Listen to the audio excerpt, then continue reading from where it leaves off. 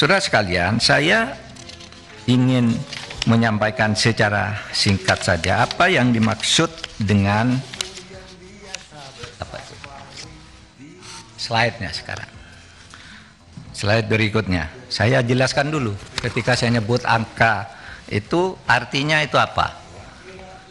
Pertama, tindak pidana pencucian yang itu adalah satu, transaksi keuangan yang menyimpang dari profil,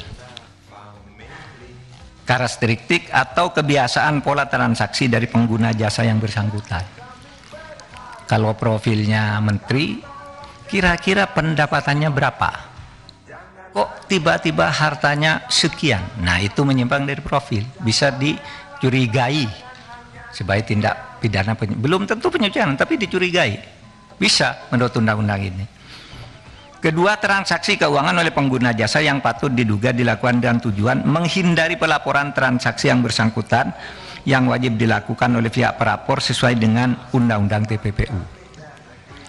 Yang ketiga, transaksi keuangan yang dilakukan atau batal dilakukan dengan menggunakan harta kekayaan yang diduga berasal dari hasil tindak pidana atau transaksi keuangan yang diminta oleh PPATK untuk dilaporkan oleh pihak pelapor karena melibatkan harta kekayaan yang diduga berasal dari hasil tindak pidana. Nah, modusnya begini. Satu, kepemilikan saham pada perusahaan atas nama keluarganya. Dia ya seperti yang baru diumumkan tuh, RAT. Dia laporannya sendiri sedikit, rekeningnya sendiri sedikit, tapi istrinya, anaknya, perusahaannya, nah itu patut dicurigai karena pekerjaannya. Apakah itu betul pencucian? Nanti dibuktikan, tapi itu sudah memenuhi syarat. Yang kedua, pemilikan aset berupa barang bergerak maupun tidak bergerak diatasnamakan pihak lain, disimpan di tempat lain. Sekretaris Mahkamah Agung itu punya mobil mewah berapa, mobilnya disimpan di tempat lain, platnya diganti. Kan muncul tuh di PPATK, itu pencucian uang, harus diperiksa. Yang ketiga, membentuk perusahaan untuk mengelola hasil kejahatan. Untuk perusahaan gitu, bikin hotel, hotelnya tidak ada yang beli, tapi asetnya besar sekali. Hotelnya ada orang masuk, hanya hotel melati, tapi uangnya ratusan miliar.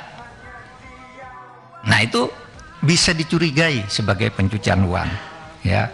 Penerimaan hibah yang tidak bergerak hasil kejahatan tanpa dilengkapi akta hibah. Tidak ada hibah. Ada yang hibah dikirim ke ayahnya, ini nyogok misalnya, saya disuap 5 miliar. Lalu gimana caranya nih? Dikirim ke ayah saya. Lalu ayah saya disuruh bikin hibah, oh ini dari ayahnya. Itu bisa. Ada juga yang rekening, saudara. Saya buka rekening 10 miliar atas nama saya, lalu ATM-nya diserahkan Pak Sahroni, Pak ambil uang ini sesuka-suka kamu, namanya saya, tapi Anda yang ngambil di ATM setiap kau butuh sampai habis. Itu pencucian uang, ya. Nah, yang dikerjakan dari data ini adalah kerja-kerja seperti itu, menggunakan rekening atas nama orang lain untuk menyimpan hasil kejahatan, melakukan transaksi pembelian barang fiktif, dilakukan pembayaran namun barang tidak pernah dikirimkan. Misalnya begini, dari sebuah organisasi di Arab Saudi itu ngirim uang ke Gresik, apa? Membeli sejadah produk Gresik dan peci. Jelas pengirimannya ke satu perusahaan, tapi barangnya tidak pernah balik. Dari Gresik tidak ada apa itu, untuk dibuat bom. Itu pencucian uang di bidang terorisme. Gitu. Kemudian menyimpan harta hasil kejahatan dalam safe deposit box atau tempat lainnya, masuk.